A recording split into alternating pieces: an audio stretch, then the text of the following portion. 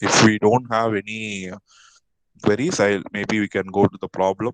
So this problem will clearly explain you how to find the transfer the impedance values and do the problem. So see I'll read the problem. See it.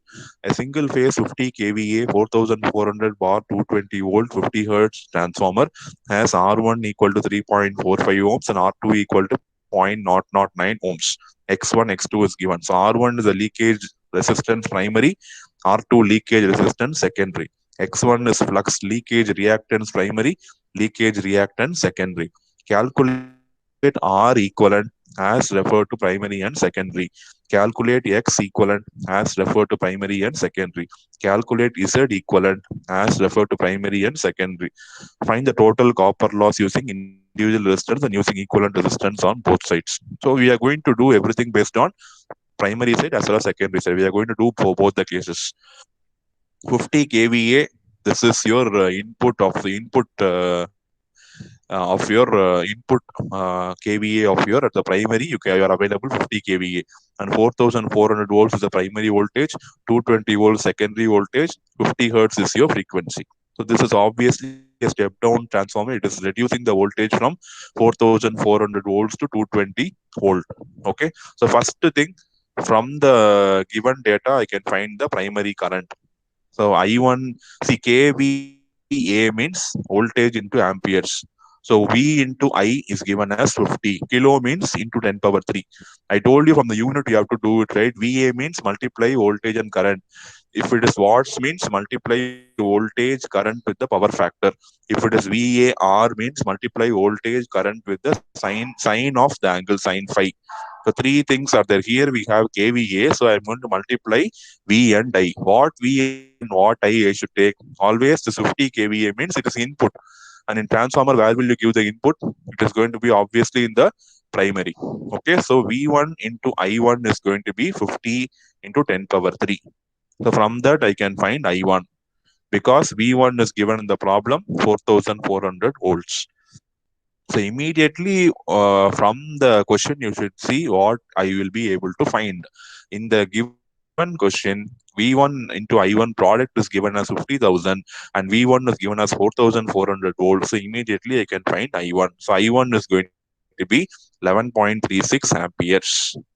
And you know that in a transformer, input VA equal to output VA. That law of conservation of energy we have seen. The same way, with the same 50,000 VA, I can find the secondary current I2 also. So I2 is equal V2 into I2 will also be equal to 50,000.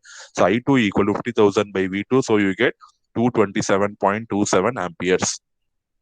Any doubt in the first step finding I1 and I2? You can ask if you have any doubts in the first two steps. I am using input VA equal to output VA formula. Both the VAs are going to be 50 kilovolt ampere. So I'm going to use that and find the primary and secondary current. See here, primary voltage is very high, primary current is less. Secondary voltage is very less, secondary current is very high. So the current and voltage will be inversely related in a transformer. Okay, that is evident from the calculations what we have done here to find I1 and I2. Once you find I1, I2, find the transformer turns ratio. K is equal to V2 by V1, 220 by 4 for 4400, you get 0.05. So first what we will do, we'll transform. We are going to do both the things. We are going to transform everything into primary and do the first thing, and then we are going to transform into secondary and do the first thing. So RE1 means I'm transforming everything into primary, RE1 and XE1. So you know RE1 is primary side, you will not do any change. Secondary, you will divide by K square. R1 plus R2 by K square. R1 is given in the problem 3.45 and R2 is 0.009 divided by K square. You get the answer 7.05 ohms. Same way X you see X1 plus X2 by K square. You get 0.028 ohms. This is when you are going to see everything from the primary equivalent resistance and inductor from the primary side, because I have moved the secondary to the primary, secondary components to the primary side. If you are going to do from primary to secondary, reverse. R1, R2 will be same and R1 will be multiplying by K square. Same way X2 will be same. X1 I am going to multiply by K square. So in that case, you will get these two, 0.0716 ohms, 0.028 ohms. Any doubt in these two steps?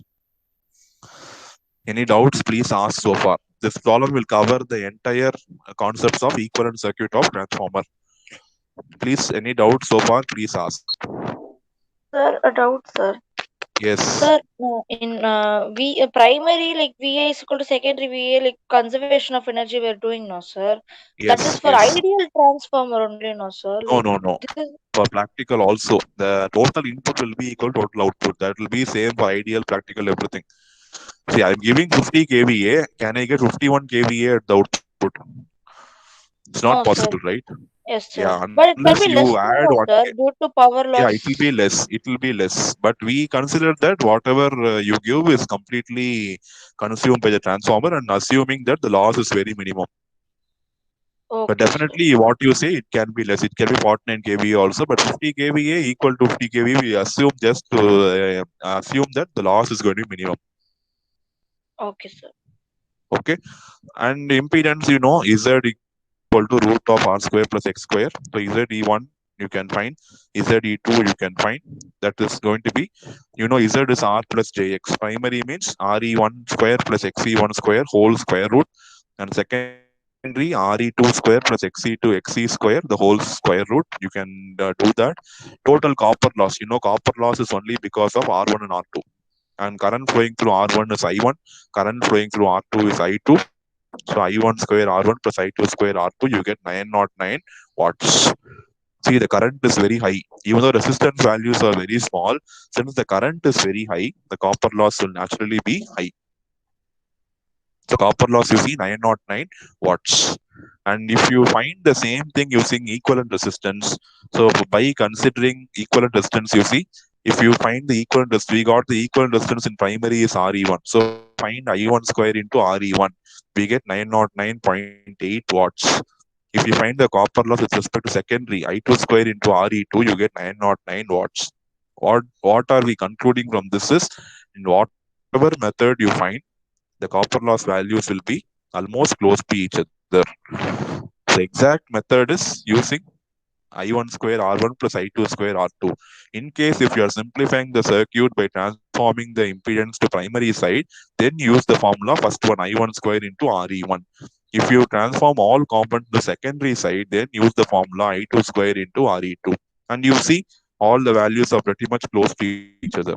Okay, with decimal points only changing, so which confirms that whatever method you do in a transformer, the answers will be 99%. They will be numerically same in their value. Okay. See, copper loss means that X will not come. X is only for flux leakage. Copper loss is only because of purely resistance only. R1 and R2. R1 is present in primary, so I will consider the primary current I1. R2 is present in secondary, so I will consider the secondary current I2. Okay. Any doubt in this problem? This problem will give you a clear understanding of how to transform impedance from one side to another side, and also how to find how to find copper loss by different methods, using primary and secondary current, using only primary current, and using only secondary current. Three ways are there, and all the three ways are going to give you the same solution. Any doubts so far in this problem? Maybe I'll minimize the screen so that you can see everything in a single shot. Maybe a few seconds I will give you time. Just look at this problem and see if you have any doubts. If you don't have any doubts, after a few seconds, we'll resume the class.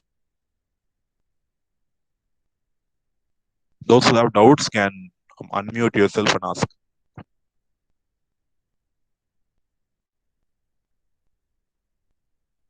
Sir, can you explain the total copper loss again, sir? That from that.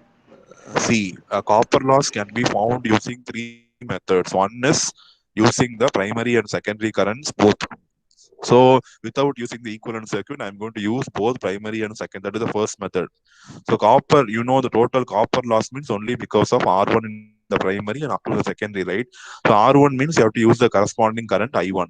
R2 means you have to use the corresponding current I2. See, what is I1 from the first calculation? I1 is 11.36 and I2 is 227.27, correct? So the total copper loss is I1 square into R1. R1 is given in the question 3.45. plus I2 square into R2. R2 is given in the question 0.009. So you get 909 watts. If you find the same copper loss using primary equivalent circuit, you get 909.8. In that case, you will not have I2 because you have transformed all the components from secondary to primary, right? So only one current I1 is going to flow. So we will consider only I1. The second copper losses, if we are going to find everything at the secondary side, so only one current I2 is flowing and there is no I1, and the equivalent resistance is Re2. So I'll be using for the primary only circuit, I'll be using the first one. For secondary only circuit, I'll be using the second one. And this first method is using both. Transformer is so flexible. Either you can consider both primary and secondary, or you can consider everything in the primary, or you can consider everything in the secondary. And transformer says whatever method you do, I'll give you the same answer. That is evident here. 909 is same. Only the zero point 0.8 is coming extra in the primary side. Otherwise, numerically the values are going to be very close enough to each other. Is that clear to you now? Yes, understood, sir. Thank you. So Sir, next one is another doubt here. yes, yes, yes. Please ask. Sir, if V1 is for primary, sir, and V2 is for Yeah. secondary, sir, then when we add, sir, V1 minus V2 shouldn't we do, sir? Like, because like Where both are in exactly opposite phase, no, sir. where you are saying So the potential, sir, the V1 and V1 into K we are doing, no, sir. Sorry, yes, V1 by K we are doing, no, sir. So now while yeah. adding them, like shouldn't we like just like minus, because like they are on exactly in opposite phases, no, sir. Like how are we just keeping it as V2 by K, sir? Yes, V2 by K, how? when you apply KVL, it will be V1 minus V2 by K only. It is evident, right? Current will be naturally based on current direction only. You will be applying the voltage, right? Yes, sir. See the diagram. I'm projecting it Oh, now. yes, sir. Okay, sir. Okay, sir. Now I Okay. understood. Yes, Yes, sir. polarity will always be maintained. This will, when you write KVL, this will be minus V1 and this will be plus V2 by K. So effectively, it is V1 minus V2 by K only. That's up. Okay, The sir. polarity will be automatically maintained by the current. You need not worry about that. Okay. Okay, sir.